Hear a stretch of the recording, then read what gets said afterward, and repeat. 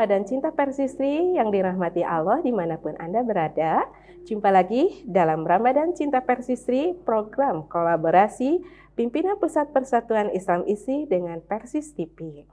Baiklah pemirsa, dimanapun Anda berada, di sore hari ini sambil menanti buka saum dan menyambut menyongsong adzan maghrib, maka kita akan isi dengan waktu yang bermanfaat untuk menyimak tausiah dari Ustadzah Insania Zakiyah.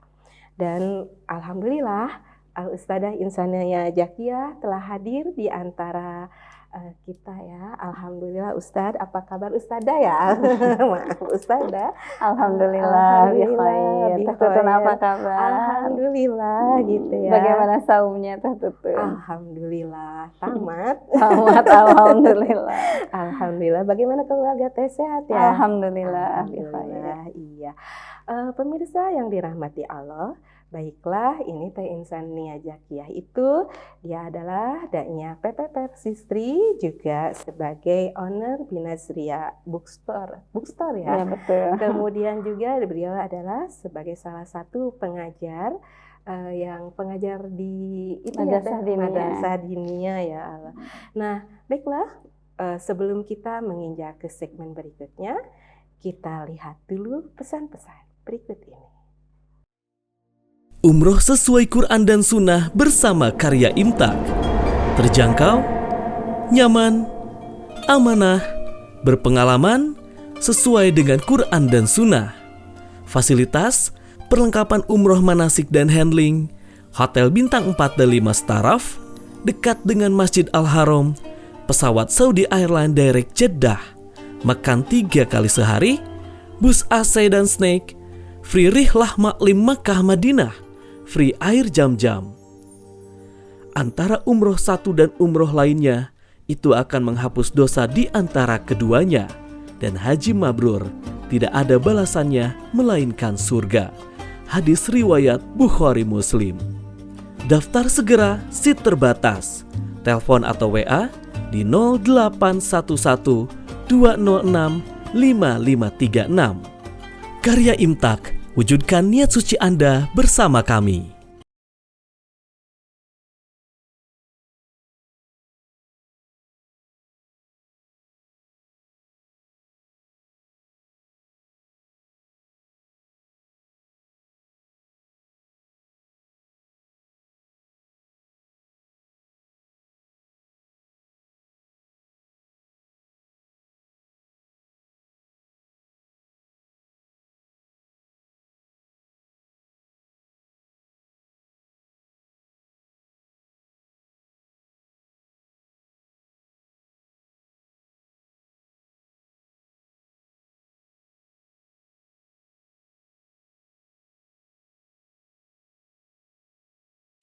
Baiklah pemirsa Ramadan Cinta Persistri dimanapun Anda berada, kita sambil menunggu mempersiapkan waktu untuk buka bersama dengan keluarga, maka di sini sambil mempersiapkan kita akan menyimak ya ibu-ibu yang ada di rumah, menyimak apa yang nanti akan disampaikan oleh Ustadzah Insania Zakiyah mengenai saum merawat fitrah manusia. Muslimah ya? Iya, betul. Salah ya, saum merawat fitrah muslimah. Iya, betul. Iya. Ya mangga silakan Teteh, bagaimana nih mengenai saum merawat fitrah muslimah itu seperti apa gitu. Baik, hatur nuhun kesempatannya. Alhamdulillahirabbil alamin, asyhadu an la ilaha illallah wa asyhadu anna Muhammadan abduhu wa rasuluhu allazi la nabiyya ba'da, amma ba'du.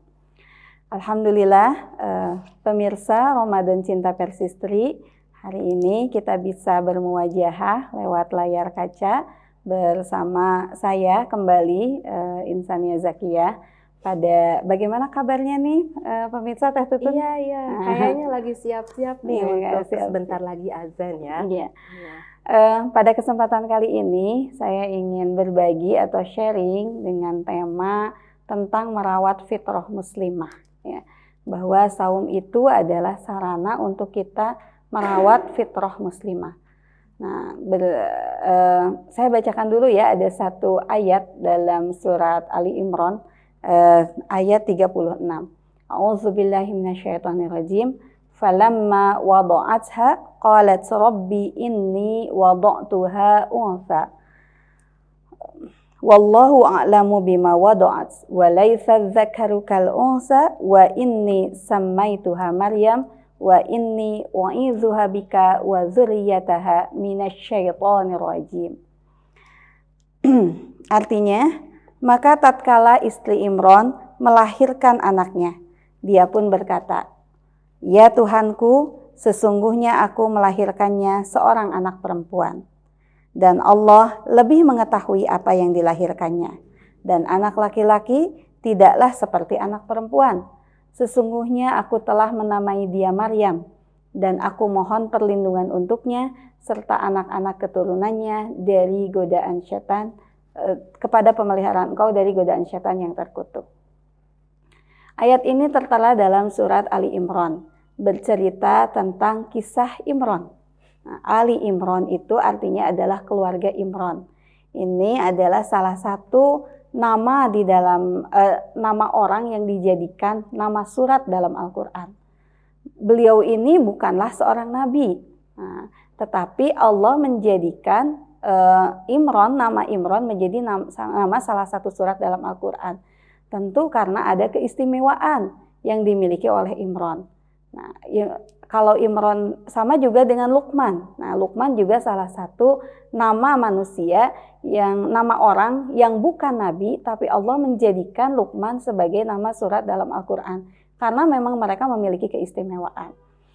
Imran, keistimewaannya mereka adalah dari tatanan keluarganya. Makanya Allah nama Ali suratnya itu disebutnya Ali Imran, keluarga Imran. Mengenai kisah Imran ini, Imran itu diceritakan memiliki seorang istri yang bernama, kalau dalam Ibnu Katsir disebutkan namanya adalah Hannah ya. Nah, Hannah ini diceritakan bahwa beliau itu seorang perempuan yang mandul, yang sulit untuk memiliki anak. Tetapi meski bagaimanapun namanya fitrah seorang perempuan, walaupun sudah dicap mandul, tetap saja keinginan untuk memiliki anak tetap besar. Hannah tidak pernah lepas selalu berdoa kepada Allah Subhanahu wa Ta'ala agar dia bisa mendapatkan keturunan. Nah, hingga akhirnya Allah mentakdirkan Siti Hannah ini akhirnya bisa hamil, bisa memiliki anak. Nah, saking gembiranya dengan kehamilan yang sudah dinantikan sekian puluh tahun oleh Hannah, maka sebagai wujud syukur Hannah atas nikmat hamil dari Allah, Hannah pun menazarkan agar anak yang ada di dalam kandungannya itu menjadi muharrar. Ya, begitu disebutkan dalam ayat sebelumnya. Yang tadi saya bacakan ayat 36. Di ayat sebelumnya disebutkan, "Inni nazartu laka ma fi batni muharraran." Begitu kata Hannah kepada di dalam surat Ali Imran. Jadi Hannah menazarkan agar bayi yang dikandungnya itu menjadi seorang muharrar. Apa itu muharrar? Muharrar itu adalah pengurus Baitul Maqdis. Nah, karena waktu itu memang sudah ada Baitul Maqdis yang dijaga oleh Nabi Zakaria.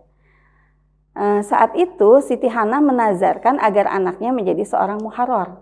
Nah, tentu yang dia bayangkan adalah yang lahir adalah seorang anak laki-laki, yang dia dambakan adalah seorang anak laki-laki. Karena Siti Hannah berpikir yang namanya berpetugas menjadi seorang muharrar itu dibutuhkan karakter seorang laki-laki, bukan seorang perempuan. Maka ketika ternyata yang dilahirkannya adalah bayi perempuan, Hannah sempat mengeluh, ya kan? Nah, di ayat 36 ini diceritakan Siti Hannah ini mengeluh. Falamma wada'atha qalat rabbi inni wada'tuha unsa. Ya Allah, ternyata yang aku lahirkan bayi perempuan, bukan bayi laki-laki seperti yang diharapkan, seperti yang diharapkan sebelumnya. Karena beliau hanya sangat mengharapkan agar bayinya menjadi seorang muharrar. Ternyata yang dilahirkan adalah seorang perempuan. Namun karena nazar sudah terucap, pada akhirnya Siti Hannah tetap menjadikan menunaikan janji tersebut. Siti Hannah tetap menyerahkan bayi anak tersebut sesudah besar itu kepada untuk menjadi muharrar di Baitul Maqdis di bawah pengawasan Nabi Zakaria.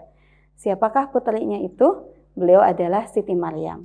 Dan ternyata walaupun sempat kecewa sempat Siti Hana ini sempat berpikir kalau anak perempuan itu tidak akan bisa menjadi muharrar seperti layaknya laki-laki.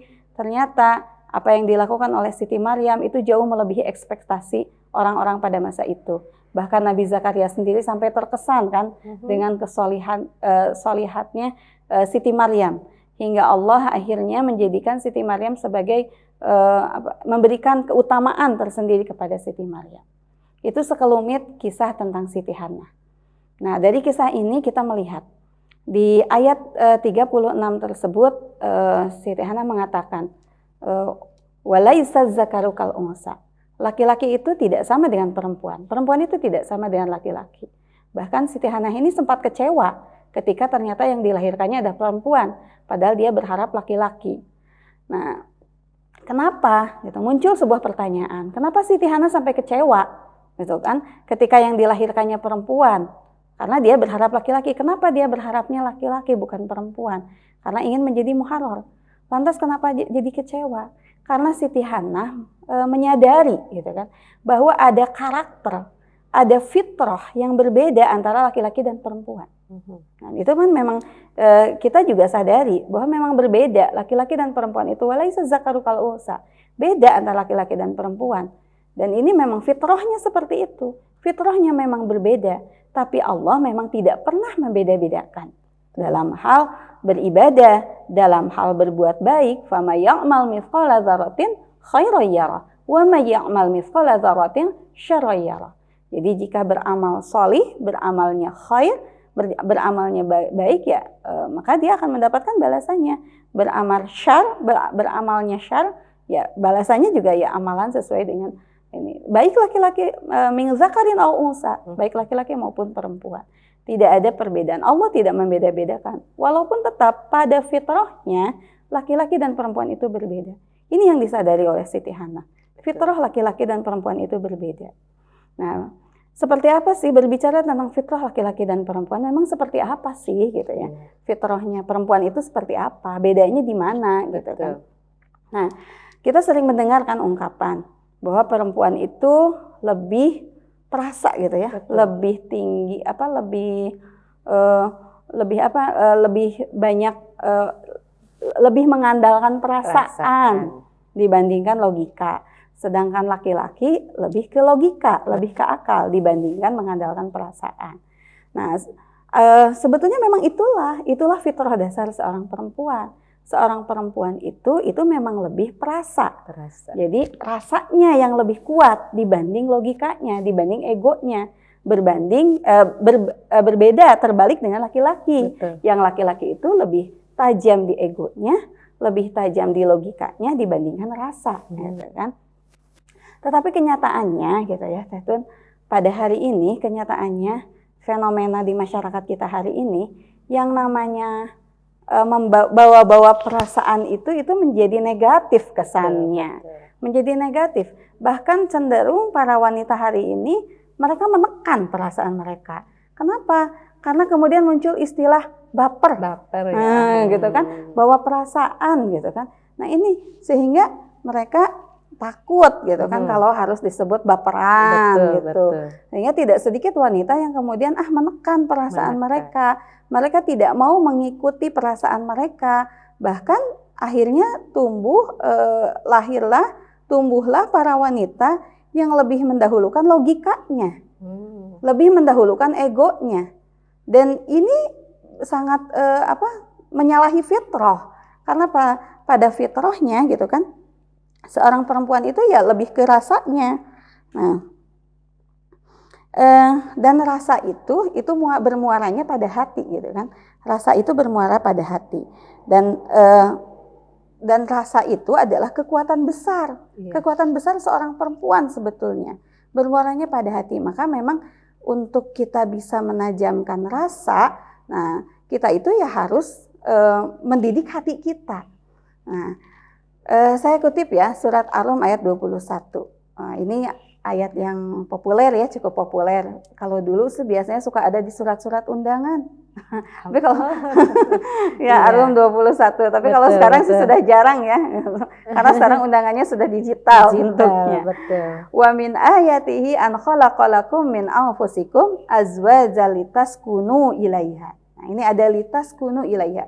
Ini memang ayat tentang kalau sekarang sih diartikannya samara katanya ya, sakinah, mawaddah, warohmah. Nah, bahwa rumah tangga yang dibina itu harus tujuannya ke sana gitu, agar terbina rumah tangga yang sakinah, mawaddah, warohmah. Tapi yuk coba kita kaji. Litaskunu ilaiha. Ini kan litaskunu ilaiha ini adalah sakinah. Betul. Di ayat ini menunjukkan kalau kita tadaburi apa sih makna dari litaskunu ilaiha. Litaskunu ilaiha itu adalah kenyamanan seorang suami ketika berada di dekat istrinya. Nyaman Gitu kan, ya. Nyaman gitu kan. Jadi kenyamanan. Nah, dan kenyamanan itu ya tercipta karena keberadaan sang istri. Nah, kalau kita coba mengkaji ayat-ayat lain ya tentang tentang kalimat litaskunu ilaiha ini. Nah, ternyata pada ayat-ayat lain kalimat litaskunu ilaiha ini banyak disandingkan ketika Allah menjelaskan tentang malam. Ya. Jadi malam itu litaskunu ilaiha, agar kita sakinah, agar merasa tentram pada malam itu. Nah, ini kalau kita coba tadaburi ya, kalau di ayat ini bercerita tentang istri yang memberikan kenyamanan pada suami. Tapi di ayat lain bercerita tentang malam. Memang seperti apa sih karakter malam? Karakter malam itu kan tenang, Betul. ya, lembut, tenang. Kan malam itu berbeda dengan siang. Siang itu kan hiruk pikuk, ya, Iya. penuh dengan hiruk pikuk, Sibuk, cuaca ya. panas, kesibukan. Betul. Berbeda dengan malam. Malam itu cenderung tenang, gitu kan? Cenderung lembut, cenderung tempat untuk kita istirahat, Sunyi, ya, sunyi. sunyi, ya. Nah itu. Nah ini kalau kita coba tadaburi gitu ya, kalau kita coba hubungkan dengan yang tadi, berarti ketika berbicara litaskunu ilaiha, suami merasa nyaman berada di samping istri, ya istri yang harus memiliki karakter seperti malam. Maka bisa menciptakan sakinah. Betul.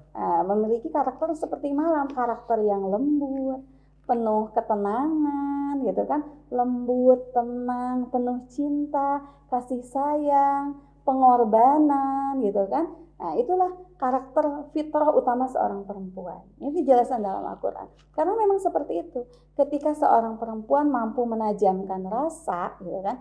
Nah, ini kelembutan itu ketika seorang perempuan mampu menajamkan rasa, itu akan muncul kelembutan. Kita juga senang kan melihat wanita yang lembut. Betul. Nah, dibanding wanita yang Gagah yang jelita. kaku ya, yang kaku gitu kan, tegas gitu. Ini juga tidak pas gitu ya, tidak pada karakternya. Karena karakter wanita itu memang itu lembut, kelembutan, ketenangan. Itu adalah karakter utama seorang muslimah ya, terutama seorang muslimah. Cuma ya ini kan sudah banyak terkikis gitu kenyataannya di kita gitu ya, di masyarakat kita. Sekarang wanita-wanita tampil kemudian menjadi Wonder Woman, menjadi ibu-ibu yang strong, gitu ya. Karena mereka berusaha menampilkan diri sebagai wanita-wanita Wonder Woman, wanita-wanita strong gitu. Padahal, tapi apakah betul harus seperti itu? Nah, kalau kita kaji secara fitrah, secara fitrah seorang muslimah, sebetulnya seorang wanita itu kan wanita itu adalah follower. Ya. Wanita itu pada fitrahnya Allah menciptakan wanita itu untuk selalu menjadi follower. Ya. Ketika dia menjadi seorang anak, itu dia kan berada dalam perlindungan wali, orang tuanya. Nah, berarti dia itu follower, ya. Orang tuanya itu adalah walinya, leadernya. Dan ketika sudah menikah, dia pun jadi follower bagi suaminya. Suaminya lah leadernya. Jadi wanita itu memang secara fitrahnya berada di belakang, menjadi follower, itu fitrahnya. Menjadi makmum, bukan menjadi imam. Maka layak jika Allah menyematkan fitrah seorang muslimah itu tenang, lembut, gitu kan? Karena memang begitulah sejatinya fitrah seorang follower. Kualitas karakter seorang follower itu harus seperti itu. Dan jangan memandang sebelah mata terhadap posisi wanita sebagai follower, posisi muslimah sebagai follower. Karena sebetulnya yang hari ini lebih berpengaruh itu bukan sekedar jangan dianggap kalau menjadi follower itu tidak memiliki kekuatan. Karena bukan hanya sekedar the power of leadership, tapi the power of followership sekarang itu. Yang harus sekarang digaungkan itu. Kata siapa menjadi makmum, berada di belakang, menjadi follower, itu tidak memiliki pengaruh, tidak memiliki kekuatan. Justru the power of followership. Nah, kan para YouTuber tuh itu nggak akan berkutik kalau mereka nggak punya follower. Nah ini kan the power of followership. Jadi kata siapa? Ketika wanita di belakang, ketika wanita sekedar menjadi follower, itu tidak memiliki kekuatan. Justru itulah kekuatan seorang wanita, seorang muslimah. Nah kembali lagi ke tadi. Jadi hingga akhirnya sekarang karena banyaknya image negatif gitu kan tentang muslimah, ketika dia harus selalu berada di bawah perlindungan, dia harus menjadi seorang makmum, kemudian banyak yang kemudian mendobrak gitu kan. Hingga akhirnya sekarang tumbuhlah muslimah-muslimah yang justru lebih banyak mendahulukan logika. Menggunakan panca indera sebagai radar. Gitu kan? Radar perilakunya. Padahal sebetulnya fitrah muslimah itu adanya di perasaan yang bermuaranya pada hati. Nah, jadi radarnya itu ya hati yang harus menjadi radarnya. Ala inna fil jasadi mudghah, idza salahat salahal jasadu kullu wa idza fasadat fasadal jasadu kullu. Nah, ini yang harus menjadi radarnya adalah hati. Maka kekuatan hati, karena ini Rasul yang mengatakan, ini Rasul yang bersabda, kalau misalnya apabila hati itu baik, maka baik seluruh tubuhnya. Betul. Apabila hati itu rusak, ya rusak seluruh tubuhnya. Maka tugas kita hari ini adalah bagaimana kita mendidik hati dan menajamkan rasa. Saya ungkapkan ya, ini ketika fenomena hari ini wanita kemudian dia mencoba menekan perasaan mereka dan lebih mendahulukan logika dan ego mereka, apalagi dengan tuntutan profesionalitas. Nah, gitu kan? Sekarang harus profesionalitas hingga akhirnya wanita mengenyampingkan perasaan mereka. Nah, padahal hilangnya rasa ini bisa berakibat fatal. Saya menyimpulkan ya dari bukunya Ustadz Adriano Ruspi tentang femininitas, tentang fitrah muslimah. Itu beliau menjelaskan, setidaknya ada beberapa hal yang bisa terjadi jika kemudian muslimah kehilangan rasa. Yang pertama, muslimah itu akan kehilangan sensitivitas dan kepekaan. Padahal ini penting, apalagi bagi seorang ibu.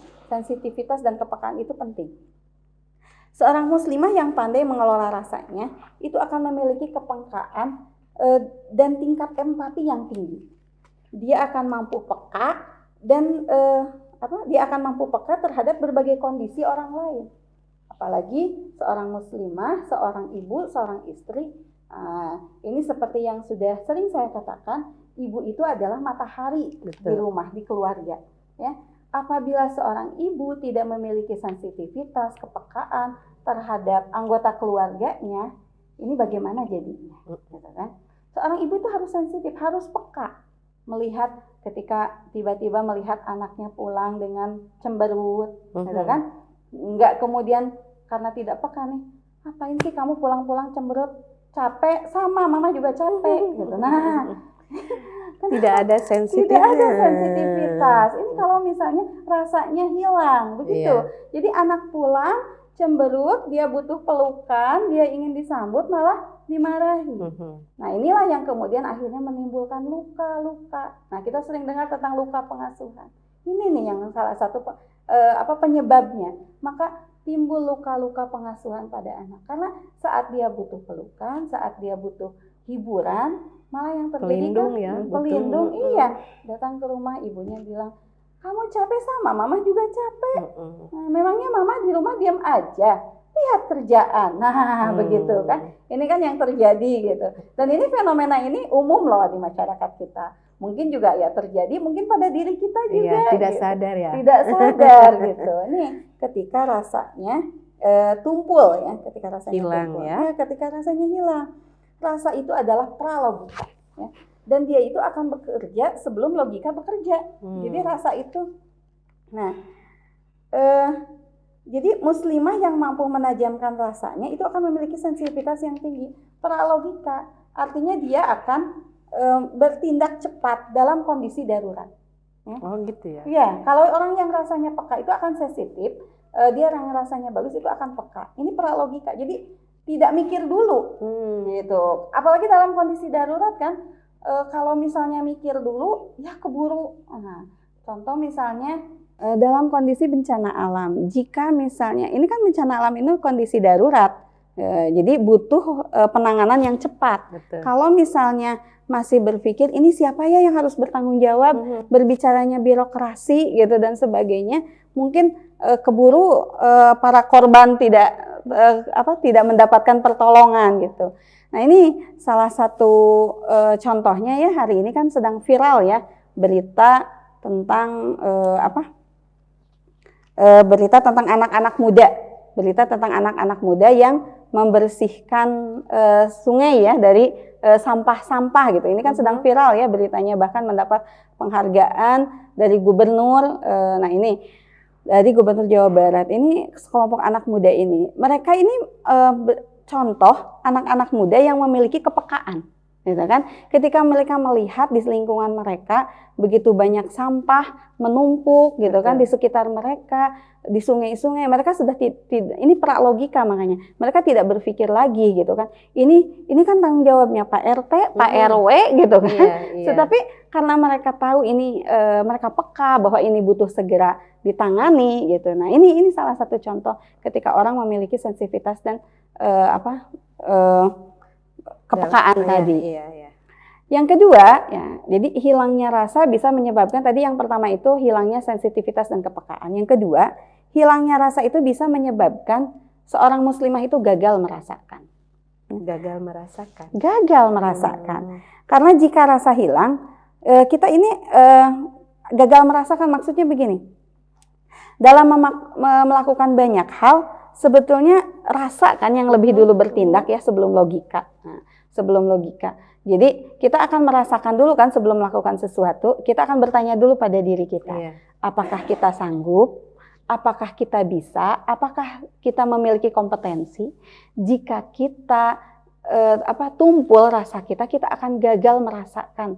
Apakah kita sanggup? Sehingga kita merasa sanggup padahal kita tidak bisa. Nah, ini gagal merasakan itu. Ya? Nah, gitu. Jadi kita akan berpikir jika kita mengambil jika kesempatan itu tidak diambil, kita tidak dapat pengakuan. Padahal kita tidak mampu. Nah, tapi yang muncul adalah nafsu. Nah, gitu kan? Karena seperti saya katakan tadi, rasa itu muaranya di hati, di nurani. Kalau misalnya rasa tidak terasah, hatinya tidak cerdas, maka yang nanti akan lebih ke depan adalah nafsu, logika. Logika itu kaitannya dengan nafsu. Maka kan karena kata logika, kalau saya tidak ambil kesempatan ini, saya nanti nggak akan diakui sama orang lain. Gitu. Padahal sebetulnya dia tidak bisa gitu kan, tapi dia gagal merasakan. Nah, selain kita gagal merasakan untuk diri sendiri, kita juga kalau kehilangan rasa itu akan gagal merasakan untuk orang lain.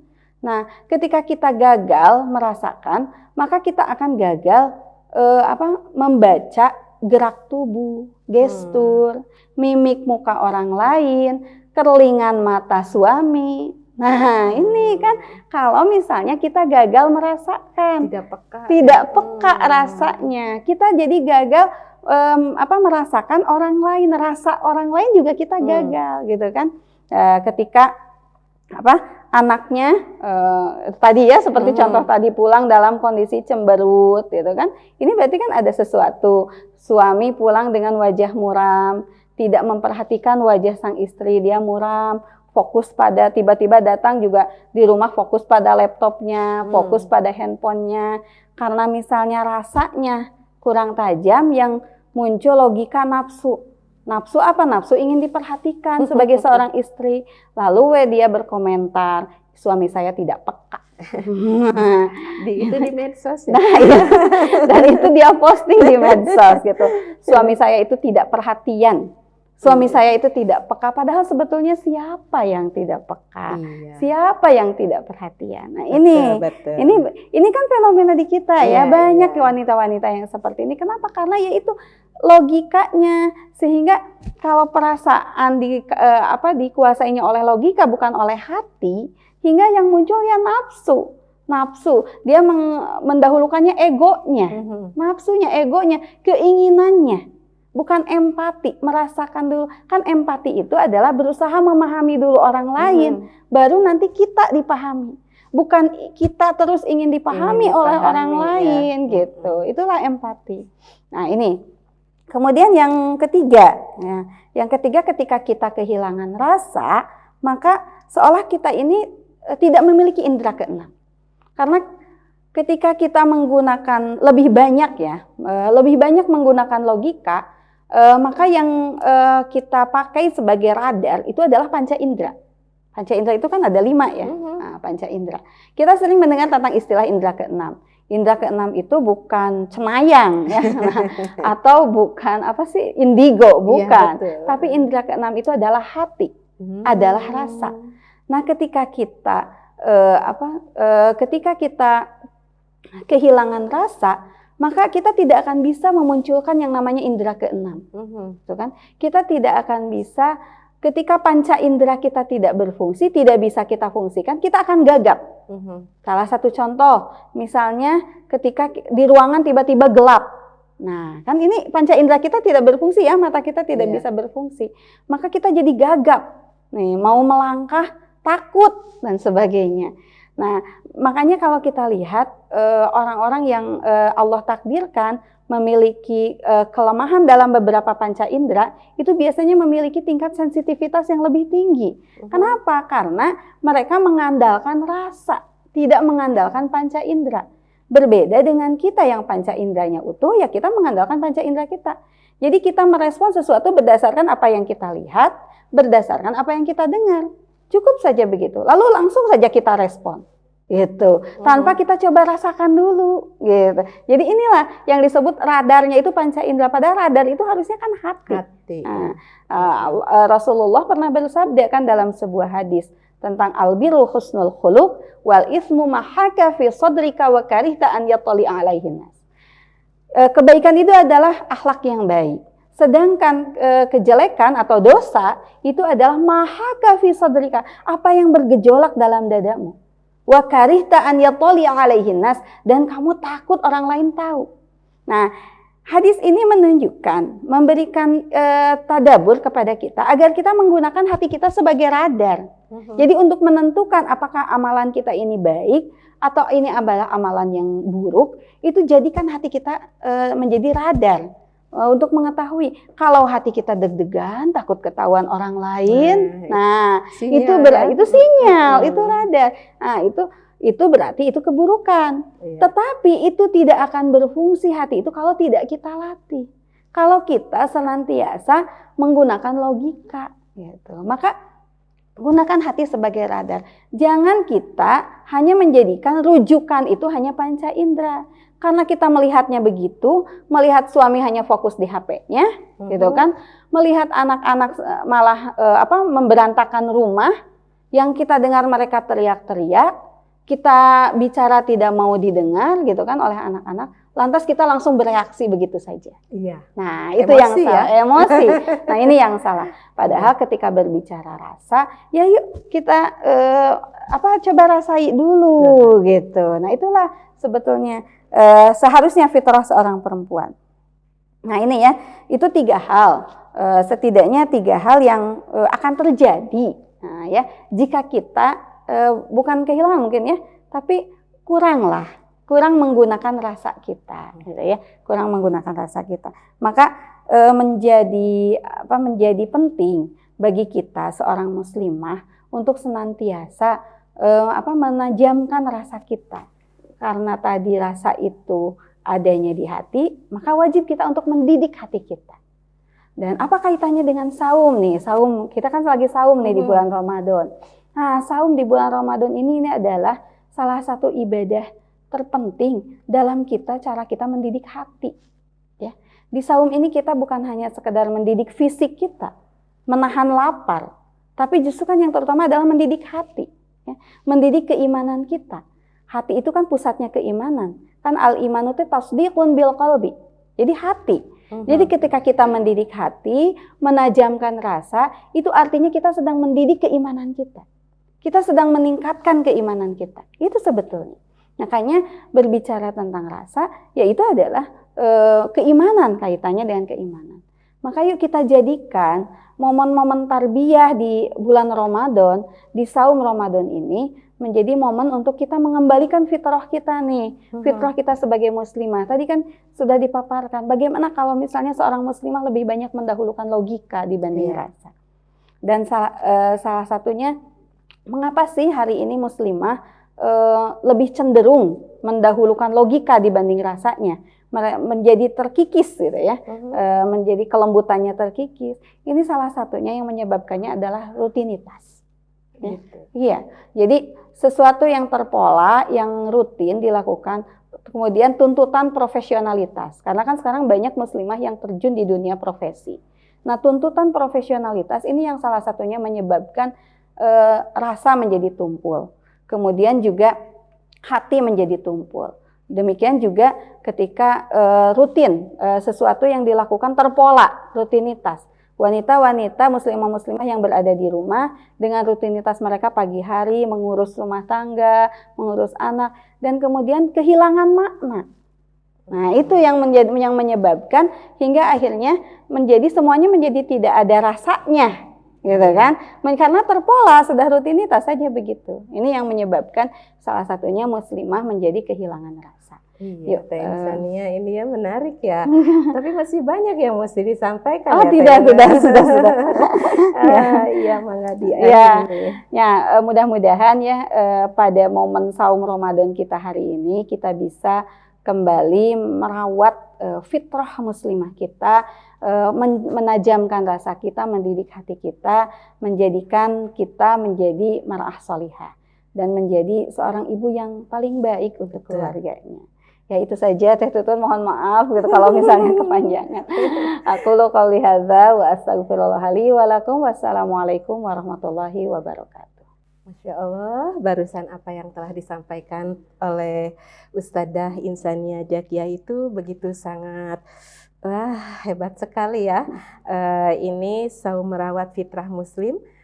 Namun demikian, sebelum kita masuk kepada sesi pertanyaan, segmen berikutnya, kita jeda dulu lihat pesan-pesan berikut ini. Umroh sesuai Quran dan Sunnah bersama Karya Imtak. Terjangkau, nyaman, amanah, berpengalaman, sesuai dengan Quran dan Sunnah. Fasilitas, perlengkapan umroh manasik dan handling, hotel bintang 4 dan 5 staraf, dekat dengan Masjid Al-Haram, pesawat Saudi Airlines Direct Jeddah, makan 3 kali sehari, bus AC dan snack, free rihlah maklim Makkah Madinah, free air jam-jam. Antara umroh satu dan umroh lainnya, itu akan menghapus dosa di antara keduanya. Dan haji mabrur tidak ada balasannya melainkan surga. Hadis riwayat Bukhari Muslim. Daftar segera, seat terbatas. Telepon atau WA di 0811 206 5536. Karya Imtak, wujudkan niat suci Anda bersama kami.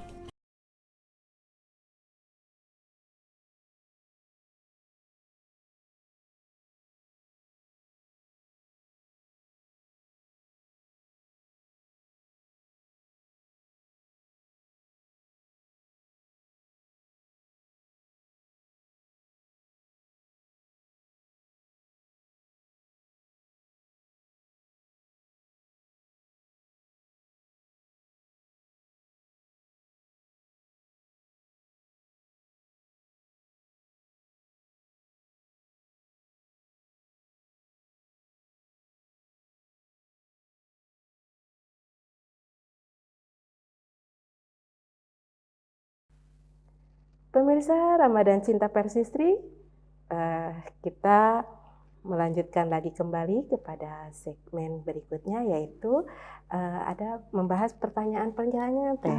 Pertanyaan-pertanyaan yang telah masuk ke meja redaksi ini, ada 3 pertanyaan Teh. Ternyata ini pertanyaannya Teh mengenai Yang pertama ya Teh ya, ini seringkali ketika kita terlalu mengikuti perasaan Teh, ya itu ya, yang terjadi malah was-was gitu, bahkan galau. Seperti contohnya saat menunggu anak yang belum pulang itu tadi kan. Kalau mengikuti perasaan suka jadi timbul khawatir, terus lagi takut anak kenapa-kenapa di jalan dan sebagainya. Nah itu bagaimana Teh? Katanya dia minta tipsnya ya barangkali ya ini ya. Ya, sebetulnya rasa was-was dan galau itu sumbernya dari syaitan. Gitu ya. Kan Allah juga sudah berfirman dalam surat An-Nas ya, alladzi yuwaswisu fi sudurin nas. Itu memang pekerjaannya syaitan. Maka Rasulullah pun sebetulnya mengajarkan kan kepada kita agar menghindari hal-hal yang meragukan dan membuat kita was-was, kan? Jadi dakma yuribuka ila ma la yuribuka. Begitu kan?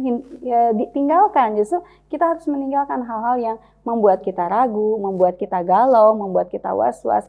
Itu tidak boleh kita ikuti. Karena memang was-was itu sebetulnya bukan berasal dari ketajaman rasa. Jadi kalau seorang perempuan betul-betul merasakan menajamkan rasanya, mengandalkan perasaannya, itu tidak akan terjadi was-was, tidak akan terjadi galau. Karena was-was itu dari dorongan nafsu, dari logika yang bercampur dengan nafsu gitu kan. Justru karena kita menggunakan tadi kan panca indera gitu. Jadi radarnya itu panca indera bukan hati. Kita tidak coba menyelami dengan hati. Nah, sebetulnya kan Rasulullah sudah mengajarkan seperti tadi juga sudah saya jelaskan bahwa jadikanlah hati ini sebagai radar ya, hati gitu. Hati yang bersih. Maka kita harus senantiasa membersihkan hati kita agar kita bisa memfungsikan hati sebagaimana mestinya. Nah, itu kalau terjadi was-was, terjadi galau, ya itu artinya hati kita tidak berfungsi sebagaimana mestinya, gitu. Karena hati itu ketika dia sudah tenang, ya itu dia akan menjadi afidah, gitu kan. Itu kenapa galau, ya itu masih qolabayuk qolibutnya, gitu ya, nah, gitu kan. Nah, dia masih ini. Makanya kita harus bisa mendidik hati kita. Bagaimana caranya? Salah satunya dengan tazkiyatun nafs. Nah, dan saum ini adalah sarana tazkiyatun nafs terbaik. Ya, saum itu.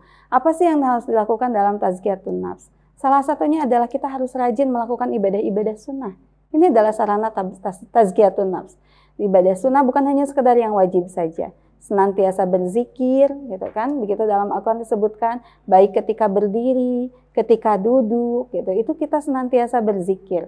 Lalu yang pertama adalah berdialog, ya, berdialog dengan Allah, terutama di sepertiga malam, ya, karena di sepertiga malam ini adalah waktu yang paling tepat untuk kita mendidik hati. Kalau kita melihat ya, tadi berbicara tentang panca indera, ketika orang yang menggunakan panca indera sebagai radarnya, gitu kan, sehingga apa yang dia lihat, apa yang dia dengar itu langsung direaktif gitu, langsung bereaksi gitu. Itu kan kebanyakan orang seperti itu. Tapi sebetulnya kalau dia mencoba menyelami dengan hati gitu kan, tidak hanya sekedar menggunakan panca indera. Ini bagi biasanya orang-orang yang memiliki indera penglihatannya. Nah, indera penglihatannya tidak berfungsi dengan baik, maka dia menggunakan indera pendengaran, itu biasanya kan akan lebih peka, ya kan, akan lebih sensitif hatinya. Karena memang sebetulnya mendidik hati itu erat kaitannya dengan indera pendengaran. Gitu kan? Dan indera pendengaran itu akan bisa dilatih di tengah malam. Waktu yang paling baik untuk melatih indera pendengaran adalah di tengah malam. Saat kita bermunajat dengan Allah, itulah saat terbaik untuk kita melatih indera pendengaran kita, untuk kita mendidik hati kita bermunajat. Nah, sehingga membuat hati kita menjadi lebih peka, gitu kan, rasa kita menjadi lebih tajam. Itu mungkin ya. Jadi intinya tadi was-was itu bukan berasal dari hati, tapi dari syaitan. Dari ya? syaitan. Gitu. Jadi di sini diperlukan untuk kecerdasan mengolah ya, mengolah hati gitu. Ya, gitu ya. Iya, ini Teteh ada lagi pertanyaan yang kedua nih. Tadi dalam contoh yang dikemukakan Ustadzah bercerita tentang Pandawara Group apa? Oh iya, yang tadi saya ceritakan ya, anak-anak muda anak-anak muda yang melakukan aksi bersih-bersih sampah. Nah, itu kan. Nah, mereka ini kan laki-laki gitu ya. Iya, betul. Jadi sebenarnya yang tajam perasaannya itu perempuan atau laki-laki? Gitu ya. Ya. Sebetulnya yang namanya ketajaman rasa bukan hanya hak prerogatif miliknya perempuan, laki-laki juga harus. Apalagi laki-laki itu akan menjadi imam. Imam itu kan akar katanya juga sama dengan umun, ya, ummatun, akar katanya sama. Artinya menjadi seorang imam, menjadi seorang pemimpin itu harus seperti seorang ibu. Nah, ibu itu kan menyayangi, kelembutan, menenangkan. Nah, menjadi seorang pemimpin juga begitu, tidak melulu dia harus tegas dan keras, gitu kan. Oleh karena itu, yang namanya ketajaman rasa memang harus dimiliki oleh perempuan, tapi bukan berarti laki-laki juga tidak boleh. Kalau dipresentasikan itu ya, laki-laki itu untuk rasa itu cukup 25%. Nah, maka laki-laki itu logika 75%. Nah, berbalik dengan perempuan. Kalau perempuan rasanya yang harus 75%. Logikanya perempuan juga tidak melulu rasa. Gunakan logika, tapi logikanya hanya 25%. Begitu gitu. Jadi porsinya. Jadi ada saatnya gitu kan. Rasa harus didahulukan, ada juga saatnya. Bagaimana nih kita memilah kapan nih rasa atau logika dulu? Nah, itu kembali lagi ke hati tadi. Gitu. Hati ya. Iya. Ketika misalnya hati kita terdidik dengan baik, kita akan bisa memilah dengan sendirinya kan tadi. Rasulullah juga mengatakan, ala inna fil jasadi mudghah, kan idza shalahat ya shalahal jasadu kullu gitu. Wa idza fasadat fasadal jasadu kullu. Nah, itu kan ala wahyal qalbu. Hatinya sehat ya sehat. Sehat gitu ya. Baik Teteh, ini ada yang pertanyaan lagi, yang satu lagi ya. Tadi dikatakan bahwa karakter muslimah itu kan harus lembut gitu ya, penuh kasih sayang. Namun kenyataannya katanya ini tidak sedikit ibu-ibu yang sering mengomel dan merah-merah gitu ya. Apalagi di pagi hari ya. Di pagi hari tuh bagi kita capek ya. Kemudian saat semua bersiap pergi, pasti ada saja ngomel-ngomelnya. Nah, menurut Ustadzah itu bagaimana? Normal tidak? Normal tidak.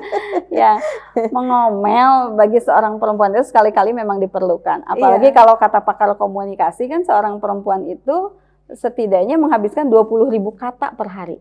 Berbeda dengan laki-laki 7.000 kata per hari. Jadi lebih banyak perempuan kan gitu menghabiskan katanya. Ini jatahnya. Kalau misalnya tidak dihabiskan, ini bisa jadi stres gitu kan. Seorang perempuan menjadi mentalnya jadi tidak mental health gitu kan, tidak sehat. Nah, jadi mengomel itu ya memang adalah salah satu cara perempuan untuk memenuhi jatah kata-katanya mungkin ya.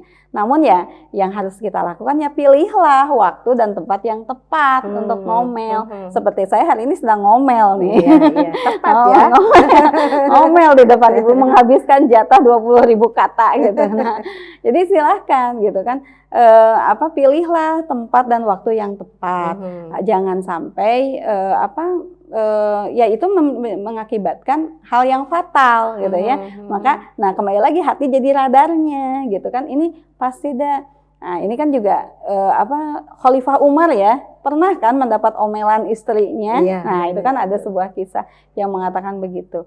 Nah, ini waktu itu Khalifah Umar kan membiarkan istrinya mengomel gitu. Nah, ini ya mungkin salah satu cara katarsis ya. Katarsis seorang istri itu ya ke suami gitu. Kalau saya pribadi juga saya suka lakukan itu gitu. Kalau anak-anak sudah tidur, saya suka minta waktu gitu ke suami untuk ya menghabiskan jatah 20.000 kata saya per hari. Karena ya dengan saya bercerita pokoknya mengeluarkan semua unek-unek gitu kan. Ya. Walaupun sebetulnya kadang bagi seorang perempuan itu ya bagi seorang istri gitu ya, kadang-kadang cukup dengan didengarkan saja gitu kan. Yang saya rasakan begitu gitu. Kita cukup ketika kita mengeluh, ketika kita curhat pada suami ya tuh kita itu hanya cukup ingin didengarkan saja, itu juga sudah cukup. Nah, gitu kan. Tidak perlu, kadang-kadang kalau pengalaman saya pribadi ya saya suka gitu. Kalau saya kan kalau anak-anak udah tidur saya suka minta waktu ya, pokoknya minta waktu gitu. Mau curhat gitu. Saya ngeluh tentang anak-anak yang hari ini, oh gini. Terus nanti tiba-tiba suami ngasih usul, Atumi gini aja gitu. Enggak harusnya gini kata saya, gini. Kok solusinya dari saya sendiri gitu. Saya kadang ya suka nyadar udahnya aku yang kok cerita minta gitu. Ya sebetulnya karena memang kita bukan butuh solusi, tapi butuh didengarkan. Gitu kan. Itu ya. Nah ya, jadi apakah ketika ibu-ibu mengomel itu artinya hilang kelembutannya? Tidak juga, gitu ya, tidak juga. Tapi ya itu tadi, jangan itu jadikan menjadi tradisi dan kebiasaan, gitu kan, sehingga tradisi setiap pagi yang ngomel, nah gitu kan, tidak begitu ya. Aneh kalau tidak. Aneh kalau tidak ngomel. Nah itu kalau sudah seperti itu ya itu namanya penyakit ya. Nah jadi harus disembuhkan yaitu dengan cara mendidik hatinya, gitu kan, jaga fitrah kelembutannya, karena kelembutan itu ya fitrah sejati seorang muslimah ya, yang itu sudah Allah install kok dalam dada setiap wanita, dalam dada setiap muslimah. Kita sudah punya itu, yang namanya fitrah itu kan itu dibawa dari sejak lahir. Jadi seorang muslimah itu punya. Jadi katanya aku mah udah nggak bisa lembut, suka ada yang begitu ya, yang curhat. Teteh gimana dah, aku mah nggak bisa lembut, aku mah udah gini aja keras itu. Punya kamu itu, Allah sudah yang dimaksud lembutnya itu dia bicaranya yang keras itu kali ya. Nah, nada bicara mungkin gitu atau bahasanya. Karena kan sebetulnya kan lembut itu hati ya gitu. Ya mungkin nada bicara karena itu kaitannya dengan pendidikan ya, ya karena mungkin terbiasa lingkungannya, dia terbiasa dididik dengan seperti itu bisa jadi seperti itu. Nah ini, maka insya Allah ya semua muslimah itu bisa menjadi muslimah yang lembut karena itu fitrah, itu fitrah. Dan ini momen saum Ramadan ini adalah momen yang tepat. Yuk kita bareng-bareng kita rawat gitulah fitrah yang sudah Allah instalkan ini. Masya Allah, Teteh masih betah padahal ya kita, tapi waktu ini kumandang adzan. Nah sebentar lagi ini pemirsa juga yang di rumah lagi menunggu adzan maghrib ya. Baik Teteh, sebelum kita tutup ya, silakan Teteh closing statement-nya. Ya. Baik, pemirsa Ramadan Cinta Persistri, insya Allah fitrah seorang muslimah itu sudah Allah instalkan sejak kita berada di dalam kandungan ya. Itu fitrah itu sudah diinstal oleh Allah sejak Allah meniupkan ruh ke dalam janin-janin. Jadi yang namanya kelembutan, ketajaman rasa itu juga sudah Allah instalkan bersamaan dengan ditiupkannya ruh ke dalam tubuh kita. Maka jangan khawatir ketika kita merasa kita bukan seorang wanita yang lembut, bukan seorang ibu yang lembut, kita pasti akan bisa meraihnya. Maka jadikan yuk momen saum Ramadan hari ini, kali ini adalah sarana kita untuk kembali meraih dan merawat fitrah tersebut agar tumbuh, agar nanti di akhir Ramadan kita bisa betul-betul Idul Fitri, bisa betul-betul kembali kepada fitrah sejati kita, fitrah seorang muslimah yang betul-betul lembut, penuh ketenangan, menjadikan rumah tangga sakinah, mawaddah, warahmah. Masya Allah, lembut ya, penuh ketenangan, itulah ya bagi ibu-ibu Ramadan Persistri yang ada di rumah maupun di mana saja berada.